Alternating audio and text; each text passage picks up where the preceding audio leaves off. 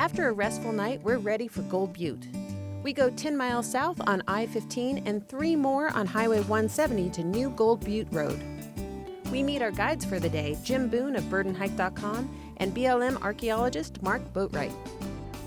Morning, guys. Hi, how you doing? Morning, Chris. Nice to meet you. Good to see you, Mark. Nice to meet you. So where are we going today?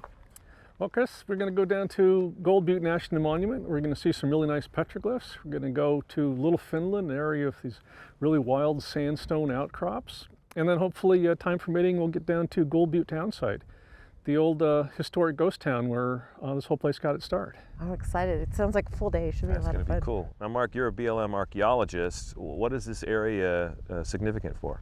This landscape has been used for thousands of years. The tribes that are indigenous to this area still hold this as a significant place. So it represents an area that has a significant amount of shared heritage value. Gold Butte became a national monument in 2016. We visited once before many years ago, and the beauty of this area really stuck with us. We're anticipating another unique experience today. We're about 25 miles from the interstate now, and although it feels like we're pretty close to town, it's a long ways. So it's important at this point that the people have a full gas tank before they go any farther, that they have plenty of water and some extra food in case you get broke down or stuck somewhere. And it's important to know that cell phones basically don't work out here. I'm excited to see a little more of it. What we've seen just driving has been gorgeous. Yes, the paved road goes through some beautiful country. But boy, just wait till you see what's next.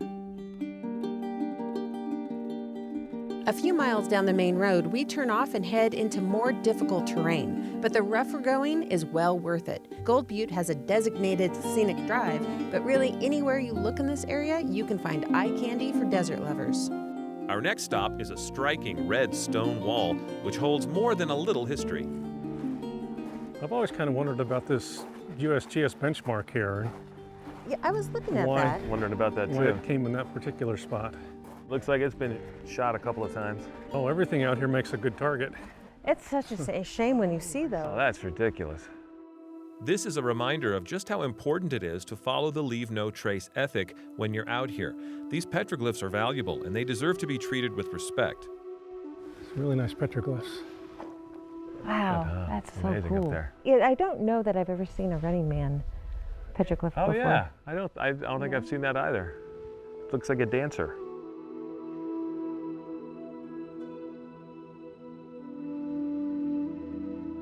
So how do you find those insights as an archaeologist? When you're looking at rock art, how do you go about finding those little clues? A lot of it has to do with how it's situated on the landscape, what it's in relation to, other kinds of sites. Again, if it's close to, like here, a rock shelter or something that was, an area that was used domestically, looks like maybe, in other words, like a temporary residential area, that might tell you something about what that scene might mean. If it's a hunting scene, that's usually a little easier to kind of, wrap your brain around, because when a guy has a bow and arrow or shooting a bighorn, it's pretty self-explanatory. Right. You look at some of these and your mind can wander with some of them. A few of them look pretty clear. I see animals. I see what I assume are people in various shapes and forms, but there are some of those that I would have to just sort of imagine what that could be. And that's the thing about rock art. It's visually compelling.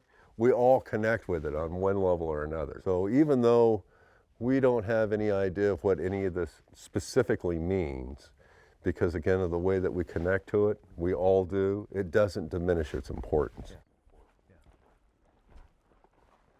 So we've been talking about some ancient history here, and at this spot we have some more modern history. We can see some marks on the rocks here and some other places. We can see here that someone wrote Tom on the rock. Here maybe the initials A, B perhaps. So this is writing on the rock where teamsters who were running wagon loads of ore down this wash stopped and wrote their names on the rocks using axle grease from the wagons. I think I could read some of the petroglyphs a little bit better than some of the 100-year-old grease stains. But it's pretty great to have that little marker of history when you're coming down here. It's you really see, you get a sense of time.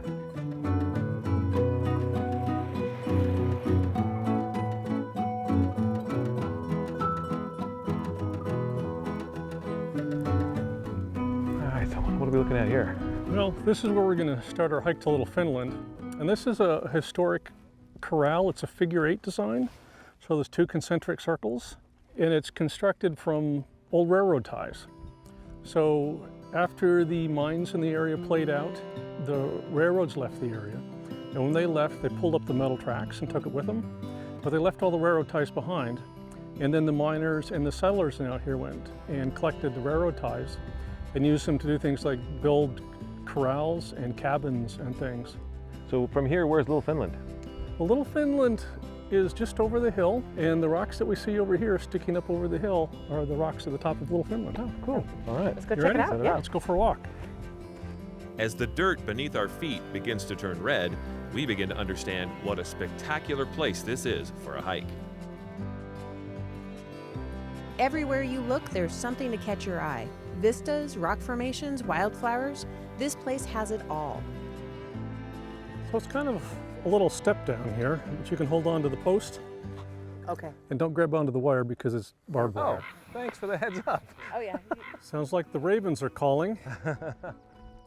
This is the dragon that guards the entrance to Little Finland. Oh, that's cool. Wow. He's got one horn that sticks back up. I see it. I see it. Over the edge? That is really cool. So the first of our gargoyles guarding the entrance.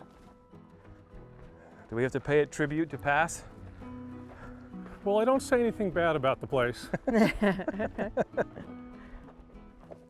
So through here you can notice lots of this white mineral in the rock. Those are hard water deposits. So water leaching out of the rock and drying up on the surface. And if you come out here at night and walk around in some of these places, it almost looks like it's been snowing. It's so white. So we're walking through here and we can see that we're walking through an old sand dune that's solidified into sandstone. And we can see the bedding planes or the layers of blowing sand that built up over the years. And then along here we can see there's some harder stone that's actually detached in some places. So this was formed when it was more wet, but it's created these layers that are slightly harder than the native sandstone. And so you'll end up with these sort of a tabletop features with a flat thing and then the erosion underneath it that causes the gargoyles to erode out. So right up here is one of my favorite little gargoyles. Sort of a Triceratops creature, or a 3-pronged creature where Oh, you have a horn on the nose and 2 horns above the eyes, and from this side you can see a big eye socket.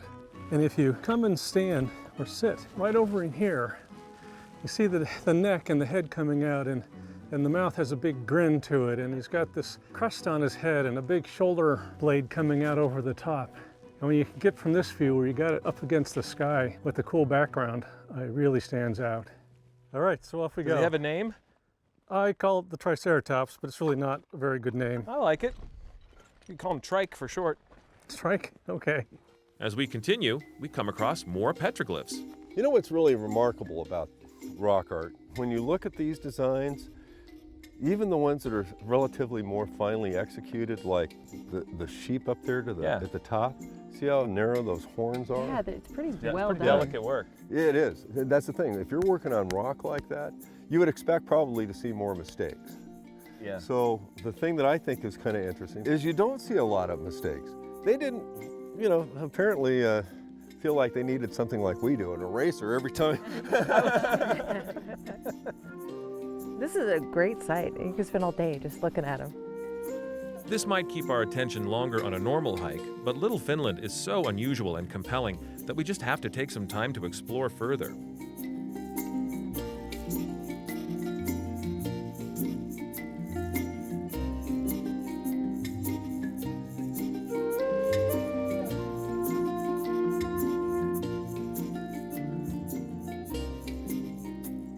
This is truly a unique place. It's otherworldly and fascinating to explore. Every time you come out, it's just something new to see. The time of day makes a difference for the lighting and cloudy versus shady. And it's just this kind of place where you sit and you look at things and you just see all these wild gargoyles. It's just really great. We'll never forget Little Finland, but there's one last stop to make, so we return to New Gold Butte Road and head south about 13 miles. Well, so here we are at Gold Butte town site. We have Gold Butte Peak itself in the background, where they first discovered gold. And after they discovered the gold, this became your typical Wild West gold mining boomtown. They did find some gold here and they scratched out a living with it. So you want to go up and look at some of the last mines they worked? That'd be fun. All right, let's do it. Visiting the spot that gave Gold Butte National Monument its name is a fitting end to our visit. So here we are at one of the last mines that was working in Gold Butte. Down in here we can see it's a pretty big opening. You kind of stoop and get into it. A little too easy to get into. A little too easy, so we always have to be careful and stay outside the fence. And although the opening looks safe and secure, if you go back in, you'll find out it's collapsed. We can actually look up on the hillside and see a trench. It almost looks like another mine, but that's where the roof of the mine collapsed and caved in. Kind of a visual example of why you wouldn't even want to try to go in. Yes, it's definitely a look but don't touch kind of situation. Well, thank you both for coming out and giving us today. Mark and Jim, it's been wonderful. Really appreciate it. My pleasure. It's a lot of been a fun. great day.